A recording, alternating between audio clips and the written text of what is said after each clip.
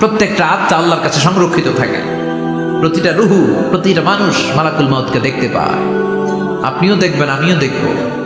মুমিনদের কাছে এসে মালাকুল মাউত একজন যুবকের বেশে সাদা ধবধবে জুব্বা পরে সুগন্ধি মেখে মুমূর্ষ ব্যক্তির শিওরে বসে বসে বলে, ইয়া আইয়াতুহান নাফসুল মুতমাইন্না, হে প্রশান্ত আত্মা, উখরুজি ইলা মাগফিরাতুল্লাহি ওয়া রিদওয়ানি, আল্লাহর ক্ষমা আর দয়ার দিকে বের হয়ে আসো।